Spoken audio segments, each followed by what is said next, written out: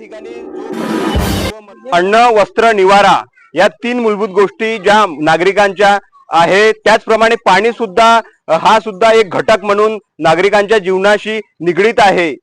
सध्या आपण नागपूर जिल्ह्याच्या नरखेड तालुक्या अंतर्गत येणाऱ्या घोगरा या गावामध्ये आहे। मोठ्या प्रमाणामध्ये या ठिकाणी आपण बघू शकतो पाण्याची समस्या आहे। या येथील जे नागरिक आहे, महिला किंवा पुरुष आहे, पाण्यासाठी हे वणवण फिरत असतात। आपण भांडे बघत आहे, संपूर्ण कोरडे आहे। सध्या उन्हाळ्याचे दिवस चालू आहे आणि अत्यंत पाण्याची गरज भासते। प्रत्येक गोष्टीसाठी पाण्याची ही गरज भासते।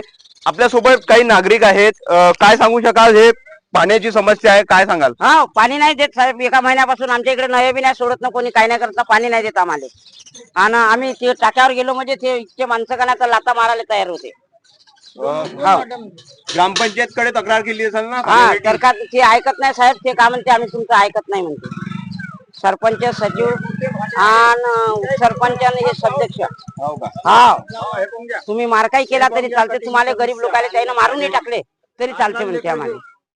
किती वार्डामध्ये हे समस्या आहे? आमच्या ह्या आमच्या 2 नंबरच्या वार्डामध्ये अर्धे लोक नाही, बाकी ठिकाणी नाही। त्याने मोटारी लावल्या, आपल्या आपल्या बराबर करून राहिले, पाणी भरून राहिले। नळ तर असेल ना इथं घरी घरी आहे तर सोडलेच नाही ना। मोटार लावू देते का ना ग्रामपंचायत? कोण? ग्रामपंचायत विहिरीवर 8 मोटारी आहे तिथं साहेब। सर्व आहे त्यांचे, अधिक बोरवर लावते, तिथून पाईप टाकते, तेच लोक पाणी भरतात। तुम्हाला पाणी नाही? नाही नाही, पर्यायी व्यवस्था की काहीच नाही? काहीच नाही आमच्या। पाण्याची व्यवस्था केली आहे ना, त्या पाण्यामध्ये कोणीच वापरू नाही शकत, ढोर पाणी पिऊ शकत नाही। त्या पाण्याची व्यवस्था केली आहे ना। हे पाणी वापरायला लागून राहिलं? तुम्हाला पाणी नाही मिळत? कुठं पाणी मिळते? आमच्या हातात लावले तिकडे, जा म्हणते तिकडे पाण्याले। सरपंचाकडे तक्रार केली असेल ना? काही सरपंच होता आमच्या गावातला, कोणता निर्मल नाही, कोणता सरपंच होता आहे म्हणजे काही लक्ष देत काही नाही? लक्ष नाही, कोणता येतामध्ये हिर नाही, आमची नाही। ह्या हातात सगळी सुविधा आहे पाण्याची, पैप लोलो पाणी भरून त्या हातामध्ये। आम्हाला ह्या हातातून त्या हातात जावं लागते, एवढं दूर 12 कोसार पाण्याले। तब्येती खराब होऊन गेल्या, अरे भर उन्हाभर पाण्याचा ढोबर घ्या लागते हिरभर, कोणती मजुरी नाही होत।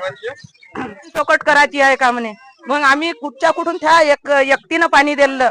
कालच्या पाण्यासाठी आम्ही तिथं तक्रार केली का गंज ठेवली आणि त्यानं पाणी एकामेकाच्या उरावर पडू पडू पाणी भरलं।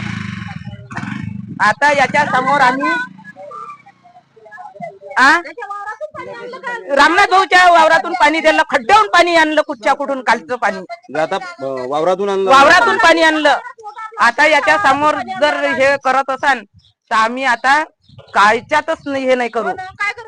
हो, सरपंच राव का मेंबर राव का तिकडे कोणताच हे राव, व्यक्ती राव, हा त्याले तिकडे मोटारी लावते, तिकडे त्या कढया भरते, तिकडे त्या देव्याच्या हिरोर 5-5 मोटारी चालते। मग एकच पाईप ह्या येटात टाकला, उद्या त्या येटात टाकला तर सगळ्यात गरीब गुदाचे हे होत होते। आता 10 दिवस झाले तर आमच्याकडे पाण्याची थेंब नाही आहे। आम्ही शेतातून पाणी आणू वापर करून राहिलो, 2-2 दिवस आंघोळ नाही करून राहिलो। आमच्या गावात उपसरपंच आहे, सरपंच आहे, मेंबर आहे, ग्रामसेवक आहे, पण नाल्या सुद्धा व्यवस्थित दुरुस्त नाही करून राहिले। किडे होऊन राहिले आमच्या इथं, प्यायचं पाणी नाही, आंघोळ करायला पाणी नाही। यायनं 5व्या महिन्यामध्ये विहिरीचं काम लावलं आहे। ह्यामुळे आमच्यावर बिमार पडून राहिलो। टाक्यावरचं नळ सोडते, एकामेकाला गुंडानं मारून राहिले। आमच्यावर अशी बेकार परिस्थिती आहे। ह्या आता तुम्ही पहा, पुढे किडे माकुळे त्या विहिरीमध्ये, उद्या जर कमी जास्त झालं तर कोण भरपाई घेईल? सरपंच हजर राहत नाही, रिक्षा घेत नाही, ग्रामसेवक रिक्षा घेत नाही, कोणता मेंबर रिक्षा घेत नाही, उपसरपंच हे घेत नाही। विहिरीचा उपसा होत नाही का दरवर्षी? हे काही वर्षी नाही, उपसा नाही, तुम्ही डोळ्यानं पाहू शकता।